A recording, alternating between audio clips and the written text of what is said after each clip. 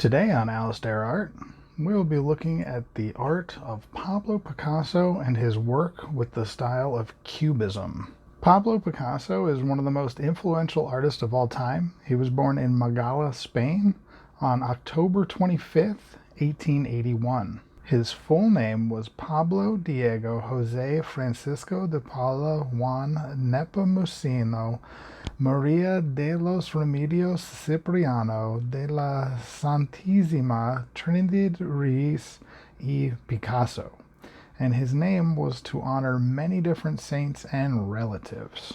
Pablo's father was a professor of art and a curator at a local museum. His father began to formally train him in the arts starting at the age of 7. Pablo became enamored with art, and it actually affected all of his other academic areas. But at the age of 13, his father felt that Pablo had already surpassed him artistically. Pablo attended different art schools during his teen years, but did not enjoy going to classes. He did enjoy going to the museums. He would enjoy the arts of Diego Velázquez, Francisco Goya, and especially artist El Greco. In the early 1900s, Picasso would spend time in both Spain and France, but in 1904 he moved to Paris permanently. Most of this time was what is known as his blue period. The blue period is known for using shades of blues and greens in paintings that generally show anguish. This period is from about 1901 to 1904. Picasso continued to evolve his style, and over the next 5 years he went through what is known as his rose period, which is where he would use warm colors and a lighter mood in his artworks. This period was from about 1904 to 1906. And then there was a period of African-influenced art. He was influenced after seeing African artifacts like tribal masks that were on display at a museum he went to in 1907.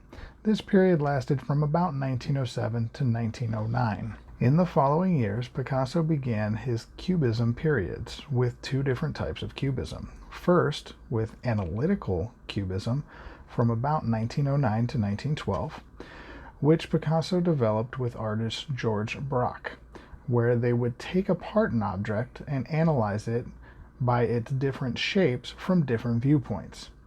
Then Picasso furthered the style by creating synthetic Cubism from 1912 to 1919, which was more about the construction process instead of the analytical process.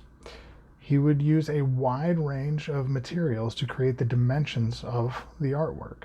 During this period, Picasso is also credited with making the first ever collage artworks while working on his synthetic Cubism style. Cubism as a whole is still what Picasso is most well known for, and both types of Cubism use the idea of making an artwork from a variety of different viewpoints. Think about taking a single picture of an object. That would be one viewpoint. Now imagine taking 30 pictures of the same object from different places, then cutting them all up and using little bits from each one of the pictures to paste back together the original object. That's the way that I usually would think of Cubism and how it can do things that cameras cannot. After helping to create Cubism, he continued to change and work in different styles, including working in a neoclassical style and even working in surrealism. And while he worked in these different styles, the idea of Cubism always seemed to be nearby or directly in his artworks. Picasso lived in France during both World War I and during World War II and the Nazi occupation. He continued to make art, but during this time he turned to making a lot of poetry. There is even a story about the Gestapo harassing him and asking him about his painting, Guernica, which is shown here. The painting is about the Nazi bombing of a Spanish town during the Spanish Civil War. The Gestapo asked, "Did you do that?" Which he replied, "No, you did." Picasso continued to live his life and make art for many years to come. He died at the age of 91 on April 8, 1973. He was what is considered a rarity in the art world because he was so well known, so famous, and extremely well off for a lot of his life. Many of Picasso's artworks have become the most expensive to ever sell at auctions, like Garçon à la Pipe sold for $104 million in 2004, and Doramar O'Shot sold for $95.2 million in 2006. We will be making our own Cubist style artwork of a face. You can either try to make your own or use the Roll-a-Picasso that you'll see in a little bit. If you're trying to make your own, try to draw yourself or someone else from a number of different viewpoints. If you're using the Roll-a-Picasso, either pick the ones you like the most, or you can let a die pick for you. Try to look at the shape of the face and how even when it's in profile, you're able to see both eyes. This was part of the goal, to do things that photos cannot. Like the sitting woman in a blue armchair, you can see her face in profile, and you can also see the other side of her face as if it was almost pulled around, allowing you to see both sides. For this project, the main materials I'm going to be using is a paper, pencil eraser. You can use a die and the Roll-a-Picasso if you want. When I color this one, I'm going to be using a black Sharpie, then I'm going to be using watercolor paints. If you want to use something else like markers, colored pencils, crayons, pastels, tempera paints, go for it. Here is the Roll-a-Picasso. If you do want to use this, there will be a link in the description. Now let's jump over to actually making that art project. Now it's time to go ahead and start making our Picasso style portrait. So you can use a die if you want to roll to pick out the different things, or you can just do them yourself. Today I'm just going to start drawing them and kind of go from there. So I'm going to start actually with number 5 down here. This is the shape of the face, so I am going to make it nice and big.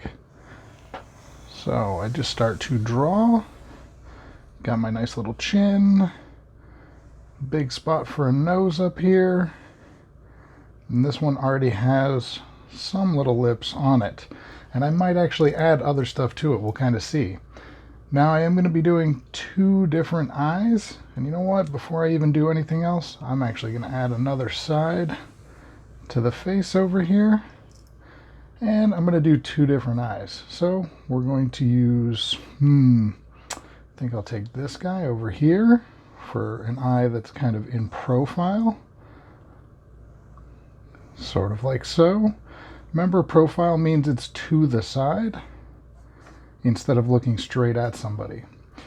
To do my other eye, I don't know, I really like this guy over here, so I'm actually going to put that one way over here, kind of like so. Make a nose. I've already kind of got a big spot for a nose, so it's a little bit tough to pick.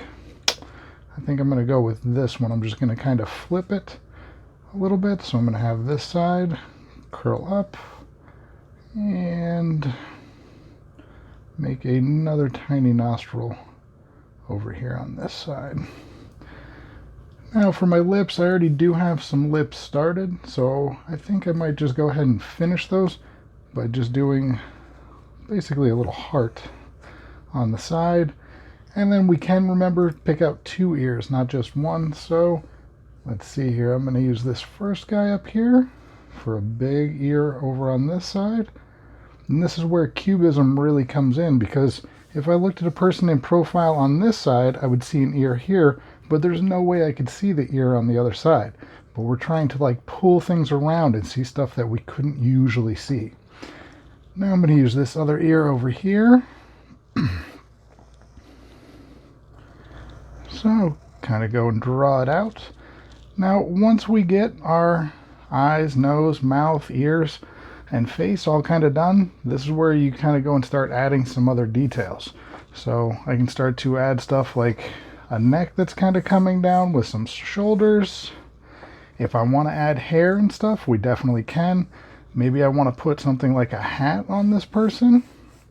So start doing that, and might start using my eraser inside. I'm going to go ahead and add some more details. And then I'm going to outline this actually with a Sharpie before I start adding any color. The big things with this would be try to have fun with it. Take your time, use some different colors, but try to also make it your own. Just because you are looking at a nose or an eye, you don't have to use those. If you want to create your own, please feel free. Also think of details to add. I mean, I added a hat and a necklace and stuff like that. Think of things that you want to add on your paper. And don't get stuck on any certain color. Use whatever colors you think look the best or whichever ones really resonate with you. But like always, the most important thing is please try to have fun with this. If you're not having fun, you're doing it wrong. Again, thank you for watching Alistair art. I hope you enjoyed this. If you can, like and subscribe, and we'll be back with another one soon.